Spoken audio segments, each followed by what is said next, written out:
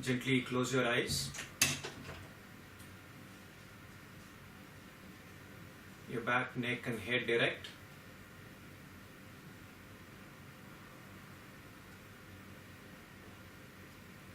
Your fingers interlaced and placed in front. Your breathing is normal.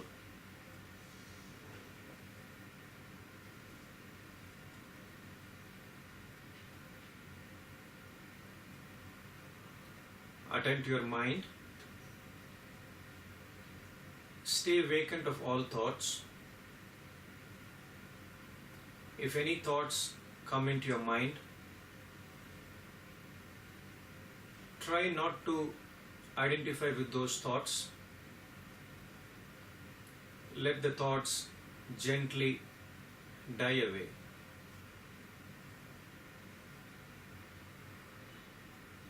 We will chant the mantra Om, followed by the invocatory prayer.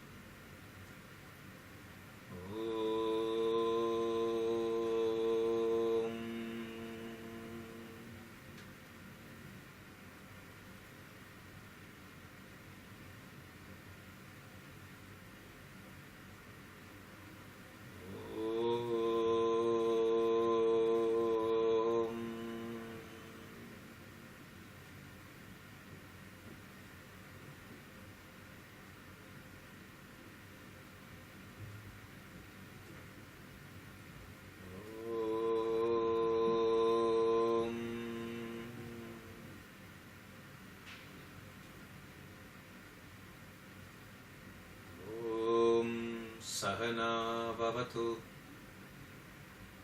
Sahanam Bhunaktu Sahaviryam Karavavahai Tejasvinavaditamastu Mavit Vishavahai. Om Shanti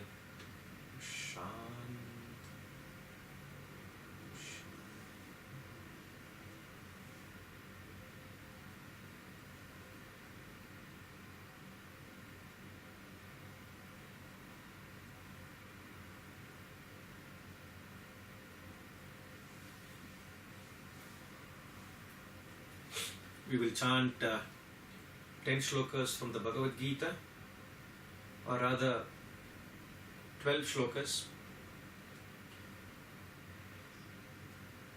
Chapter 2 verses 61 till the end, please.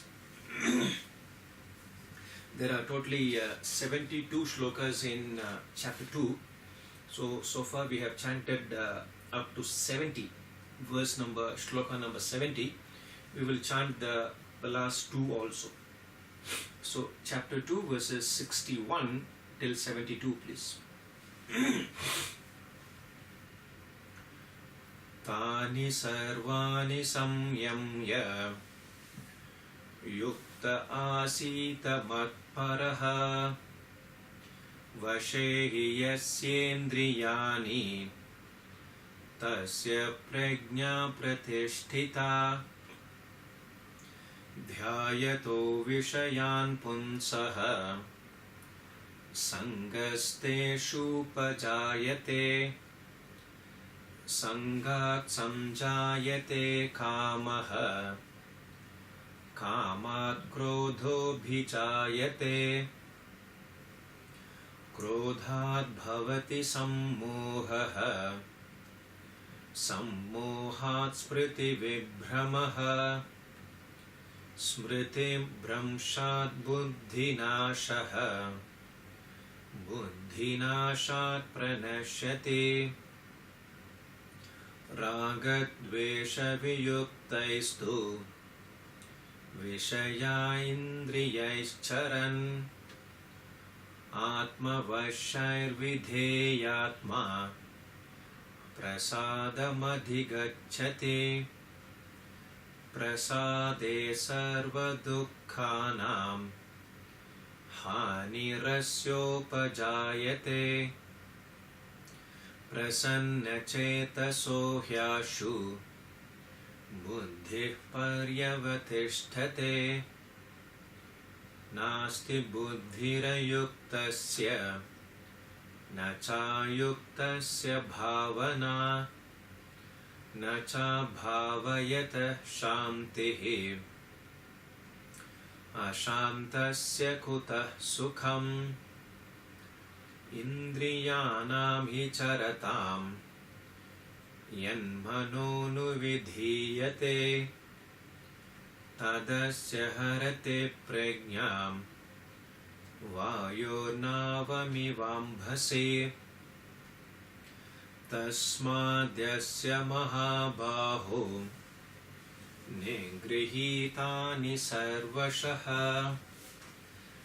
इन्द्रियाणीन्द्रियार्थेभ्यः तस्य प्रज्ञा प्रतिष्ठिता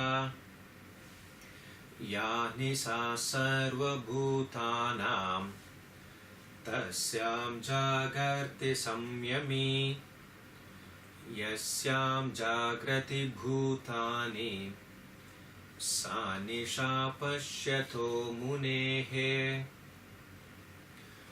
आपूर्यमानम् अचलप्रतिष्ठम् समुद्रमाप प्रविशन्ति यद्वत् तद्वत् कामायं प्रविशन्ति सर्वे स शान्तिमाप्नोति न कामकामी विहाय कामान्यः सर्वान् पुमांश्चरति निःस्पृहः निर्ममो निरहङ्कारः स शान्तिमधिगच्छति येषा भ्रामे स्थितिः पार्थ नैनां प्राप्य विमुह्यते स्थित्वा स्यामन्तकालेऽपि ब्रह्मनिर्वाणमृच्छति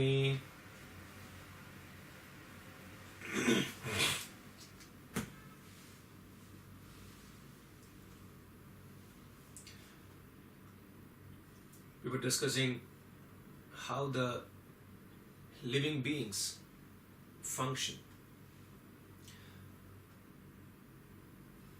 So in short, the world consists of objects and beings. Objects are inanimate, lifeless. Beings have life. For our discussion, we are going to take into consideration the living beings. Living beings constitute plants, animals, and human. Plants have a physical structure, no likes and dislikes, no feelings, no emotions, and no thinking. They don't possess thinking. Even amongst even the plants, when we're talking about physical structure, a human being has eyes to see, ear to hear, nose to smell, tongue to taste, and skin to touch. These are the five sense organs.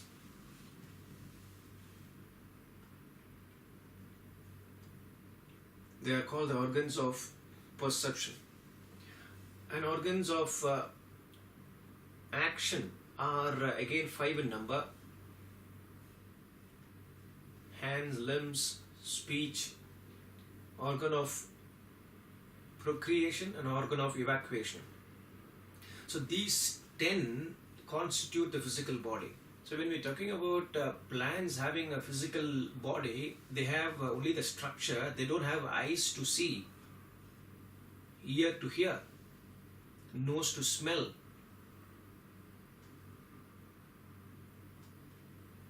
So there are limitations.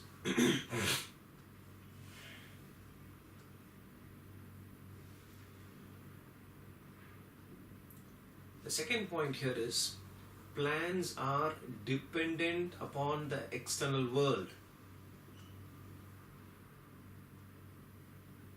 So now we are going to discuss about mind and intellect, and then we will talk about the dependency upon the world. So plants have physical body, no mind, no intellect. Animals have a physical body with reference to the 5 organs of perception: eyes, they can see; ear, they can hear. We're talking about animals. Nose, very powerful eyes, very powerful. Every creature, it varies. Eagle has very powerful eyes.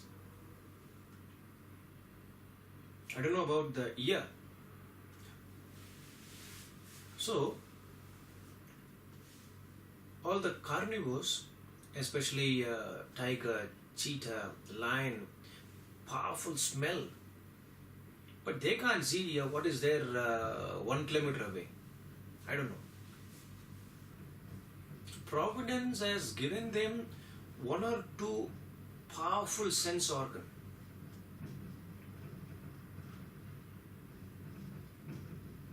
The deer has got a very powerful ear. They can, hear the sound.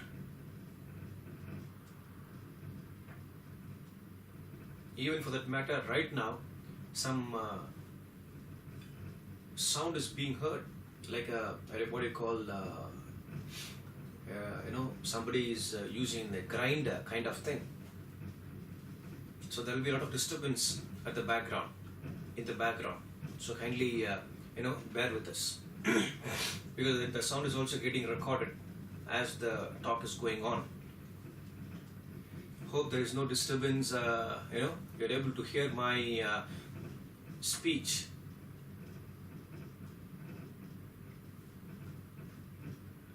So the 5 senses, and the 5 senses with reference to animals, and the animals can move. So they don't have separate 2 hands and 2 legs. So we say they have 4 legs. When it comes to monkeys, they are able to walk with the help of 4 legs, but when they are seated, the front 2 legs are being used as 2 hands. They can produce sound, but they can't speak. They can articulate and speak. Sound is being produced.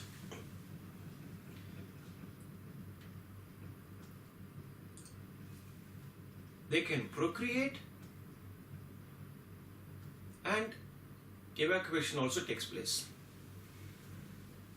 So with reference to the 5 organs of perception, the 5 organs of action are complete with reference to animals. They have powerful likes, dislikes.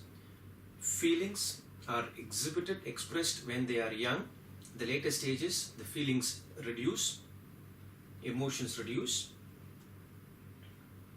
or practically it is not there.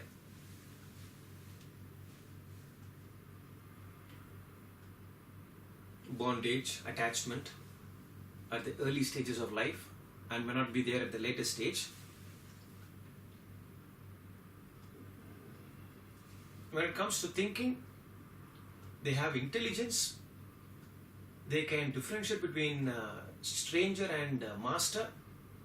They can differentiate between food and dirt. But that cannot be taken into consideration as they are able to think. Therefore, for practical purposes, animals cannot think.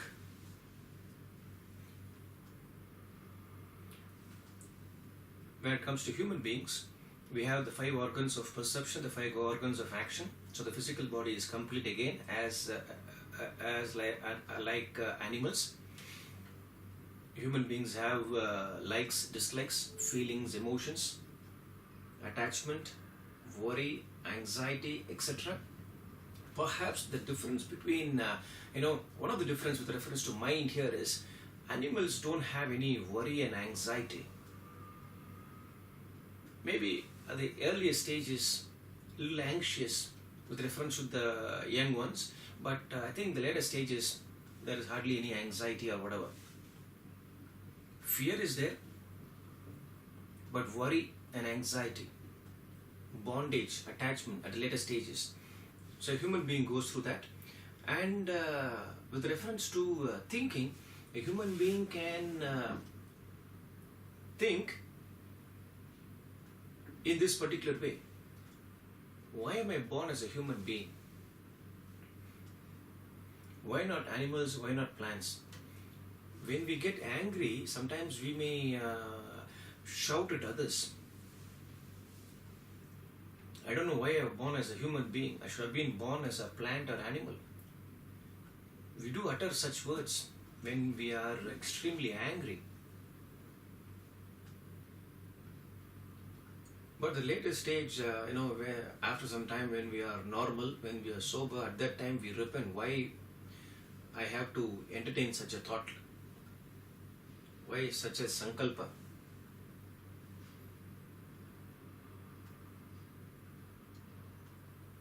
So a human being can think in these ways. Should I be a vegetarian or a non-vegetarian? Should I stay single or should I get married?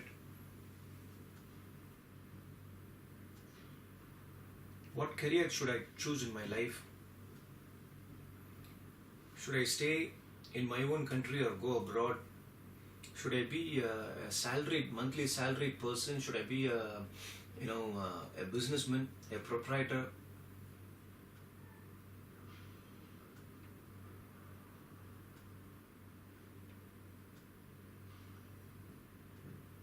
Why am I born as a human being? The moment a human being start questioning on these lines, then the person is differentiating between the gross intellect and the subtle intellect. Is there any existence other than this world? Difference between the terrestrial world and beyond, the transcendental. Only a human being can pose such questions.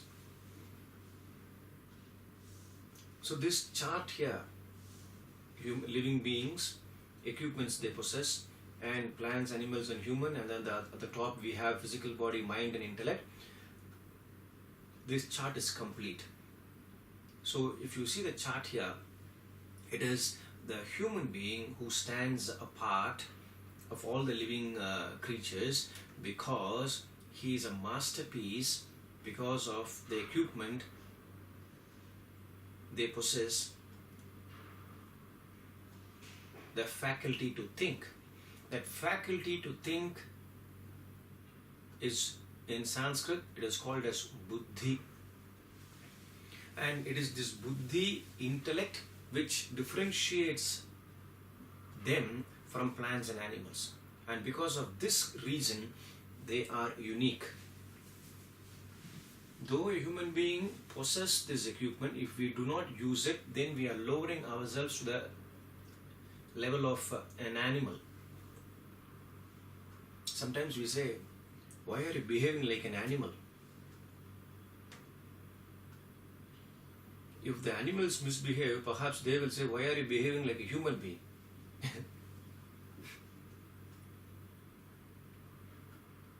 Because though we have thinking, our eating habits, our mating habits, they are all highly undisciplined.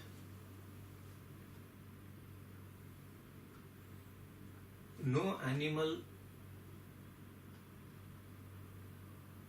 is overweight or underweight. Who is maintaining that? They don't have BMI chart. BMI chart here is body mass index chart. What calorie of food I have taken in the morning? Should I have 5 meals a day, short meals? Or should I have 3 meals a day? There is nothing of that sort. Their eating habits are disciplined. they mate only during a particular season. I should be talking about this. Human beings have no concept of, concept of this. Anything we understand only in terms of indulgence, whether it is eating or mating. Don't mistake me. You're all laughing.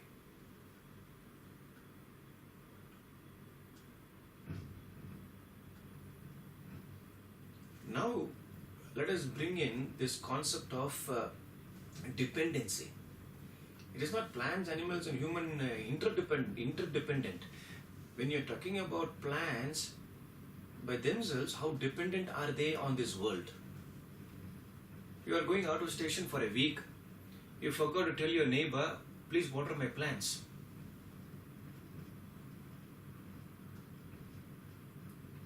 When you come back, your garden, the rose, the lily, the jasmine, the lemon tree, they're all dry. You have a swimming pool 20 feet away in the same compound. Can you go and tell that jasmine, tree, how foolish are you? Can you not help yourself? There is a pool of water 20 feet away. No, they cannot help themselves like that. They cannot help themselves like that. The water has to be at its root. Extremely dependent. They are dependent upon sunlight. They are dependent upon, external atmospheric pressure or climate or whatever it is.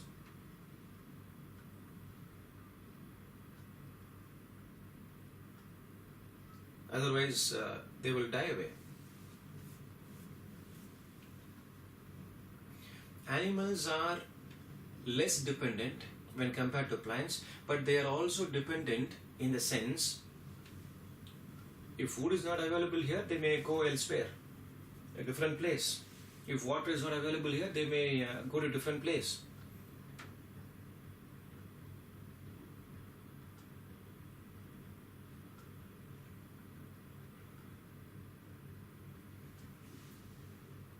When we are talking about dependency here, they depend upon their nature. We have heard of, birds traveling from Siberia to India. And when that climate is over here, again they go back thousands of miles. Do they have GPS with them? How do they fly? If GPS is not there, if the control tower is not there, I don't think the pilots can maneuver their aircraft. They will go land somewhere else.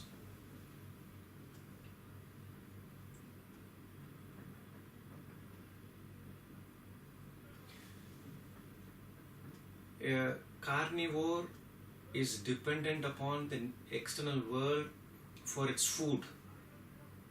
The herbivore is dependent upon the external world for their food. If herbivores are less, carnivores cannot become a vegetarian. Is it not? They are dependent. It can happen in India that cattle can eat, movie, cinema poster papers which are stuck on the walls because lack of food.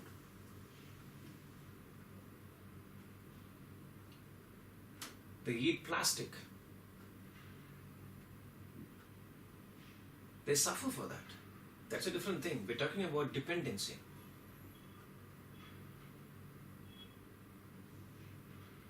A carnivore cannot say how cute the deer is, the impala is. What should I kill? Let me eat curd rice. No way. They are aggressive. On the other hand, the herbivore is passive. They cannot change their nature. So two things are happening here. One is the dependency and their very nature. So when we're talking about nature here, a banyan tree will be a banyan tree even for 500 years. They can't suddenly change. A mango tree will yield only mangoes. A coconut tree will yield only coconuts. Not, you don't have mix and match here. One is dependent upon the world and their nature. Same way, plants, they are dependent and they can't change their nature. Animals, they are less dependent when compared to plants, but their nature cannot be changed. Now you come to human beings. Dependency and the nature. Human being, we as a race, we are extremely dependent upon this world for our living. Why is it so? As though without the world we can't live. But a human being alone is designed to be independent. Same way, if this place A is not compatible for us, we first try to change it, adapt ourselves. But if we are not, then we move to place B. We design what we want, plan, program, etc. Is it not? We start raising family. We choose our partner so that they are compatible to us. And then whether we want to produce children or not, how many? 1 or 2? Or depending upon the profession, you say, no child, I want to serve. So I'm not saying, there'll be a burden here. But whatever, they decide, no, we want to be husband and wife, but no children. Because the profession, what we have chosen, doesn't allow us to take care of children. So we dedicate ourselves to the cause, for the cause.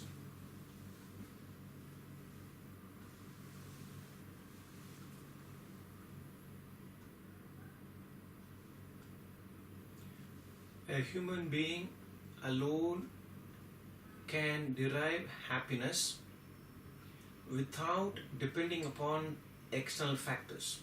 We have all the comforts. Without the comforts, can you live? Can you be happy?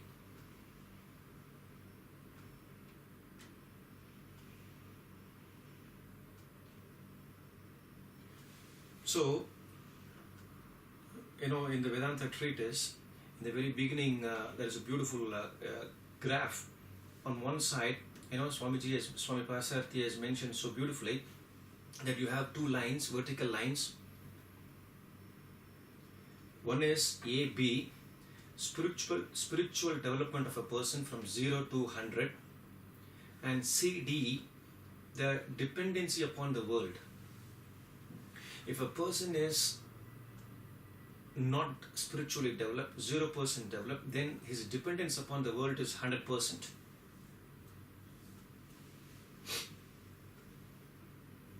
Material, physical, emotional, intellectual, at all levels. If a person is 25% spiritually developed, then his dependence upon the world is 75%. So this AB is from 0 to 100, from bottom to the top, and CD is from 100 to the top and 0 here. Is the other way around. Yes, 100 at the bottom at D and 0 at C. So if a person is 50% developed, then his dependence upon the world is again 50%. If a person is fully 100% spiritually developed, that person is not dependent upon the world for his internal happiness. Wonderfully explained.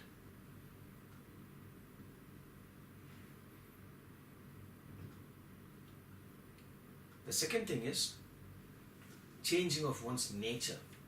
Plants and animals cannot change their nature. Only a human being can change one's nature. A person is highly selfish. The person understands that, yes, I am a selfish person. Is it possible to change? Then if there is no redemption, then lifelong the person will be selfish, agitated. So by effort, the person identified that yes, I am a selfish person, I want to change. Become unselfish, later on selfless. Again, the Vedanta treatise beautifully puts it, Swamiji has put it there, the knocks and shocks of life drive a person introvert. Because a person is selfish, a person goes through tremendous agitations, the knocks and shocks of life. And the knocks and shocks makes a person, think. Should I continue to be selfish or should I change? That's why it is called change or perish is the law of life.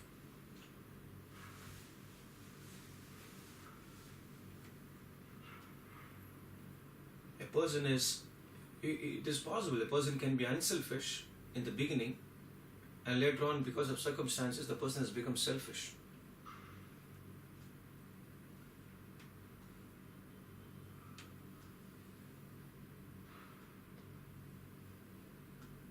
A person is short-tempered, extremely angry.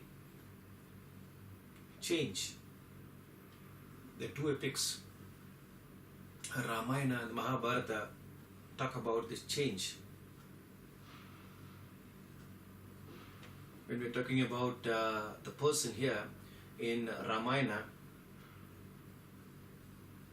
the villain was Ravana. He was the greatest devotee of Lord Shiva. But because of his arrogance, his very nature expressed itself, and he coveted Sita.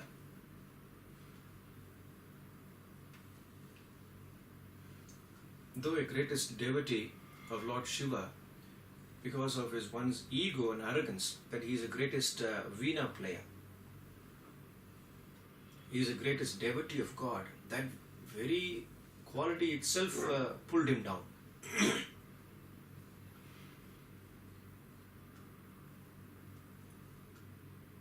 In Mahabharata, the villain Duryodhana was portrayed as though he was so greedy, jealous. On seeing Arjuna's prowess,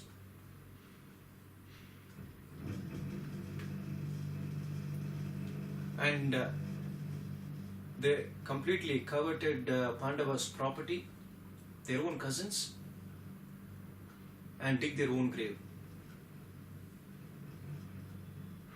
So in those two examples here, the sense, those two epics, it is beautifully portrayed that they were not able to identify their flaws, their weaknesses, and because of that they perished. Whereas here we are modifying that and saying that a human being alone can change one's nature. By studying one's nature, first study the other's nature, and what happened to them, the consequences of one's nature, and it's like the ill effects of one's own nature, and try to shape oneself up. And because of these two, that is, possessing intellect, capacity to think, reason, and dependency upon the world, and the third aspect, to change one's nature, a human being stands apart of the three creatures, plants, animals, and human, of all the living beings.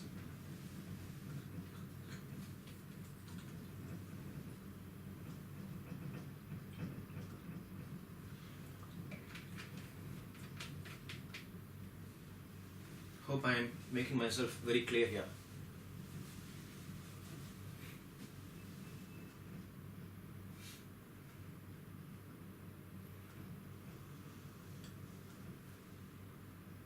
Now, slight modification. With reference to plants and animals, they have a built-in program. Therefore, they need not apply their thinking at all. Sort of a beaten path. But since human being has intellect, they can, if they want, they can change their nature. If they want, they can adapt themselves to the external world. They don't have a built-in program, they have the choice of action here. When it comes to choice, like Shakespeare puts it, to be or not to be, that is the question. To be or not to be vegetarian or non-vegetarian, to change or perish, to use the thinking or follow the mind, to be dependent on this world or be independent. So at various levels we can apply this principle. So when we are talking about following our own path, which we have, which we have created in the past and not changing, then we are following a herd instinct. Like a sheep following another one.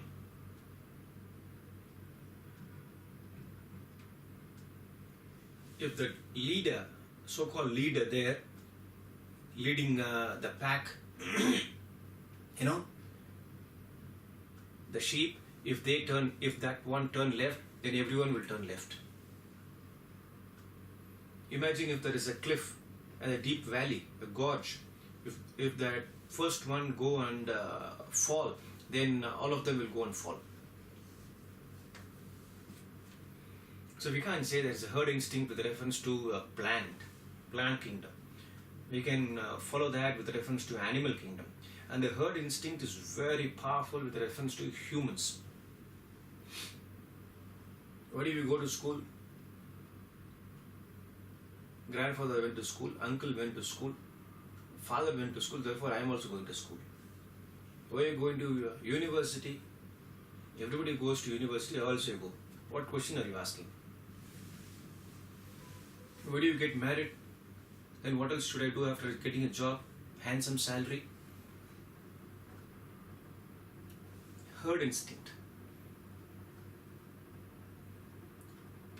The other day, a child was telling me, in grade 8, father and mother both are doctors. They have already constructed a huge, clinic.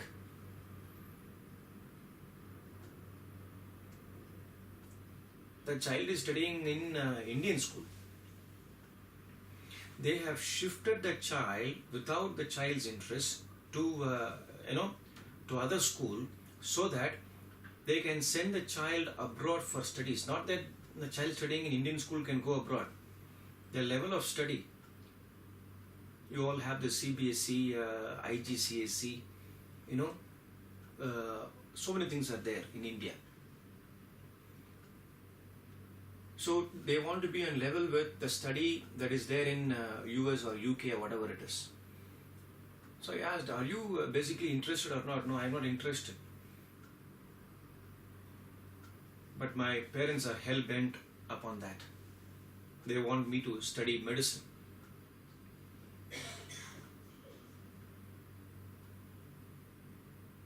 So Swamiji always used to give an example. A child is interested in, the boy is interested in automobile engineering, and the child has become a doctor now. The nature of the individual is, to rip open equipments, automobile equipments, and then study them, and then again put them back. So in one case, he was sitting in the ambulance van. Somebody was unwell. At that time, the ambulance van broke down. Instead of attending the patient inside the vehicle, this doctor here, who is interested in automobile engineering, went under the vehicle and he was treating the vehicle there.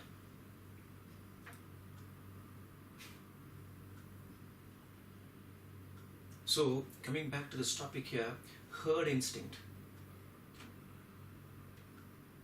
Now everybody is moving towards software. Because there is a lot of monetary benefit. And there are software engineers in one's own family. Therefore, the individual is hooked onto it. But what is my interest? Based on that, you take your decision. And this is what the choice of action is. So when we're talking about the choice here, you can make a choice with your likes and dislikes purely based on your mind, or you can make your choice based on your discretion, your intellect, your thinking, or the combination. You like it and the intellect has sanctioned it. So 3 ways of making your choice in coming to any decision. So it is mind-led action, or the intellect-led action, or the combination here. So we can go to one step ahead and say mind-led action can be detrimental, sometimes even fatal. So mind-led action is called as when we're talking about in terms of discriminating and indiscrimination, when mind-led action is called indiscriminate action. When we use our thinking, when we use our reason, then we are using intellect, and the action propelled by thinking, reason is called discriminative action. By thinking, you have come to a decision making, and the ultimate consequence of that one's action may be the result of that one's action. Even after thinking, it may not be to your liking. But this is definitely better than mind-led action. So, first time your decision making after using your thinking is wrong. Recast your thinking. It's like a scientist meeting failure. Go back to the lab. Change, modify the prototype. Again, come back and test it. So many failures would have been met, but ultimately there is success. Same way, by thinking, the end result may be wrong. That doesn't mean you stop thinking. You come back, recast your thinking, and again, program your line of action. By that way, what happens is, you are aware of your mistakes. So the trial and error method, when you are continuously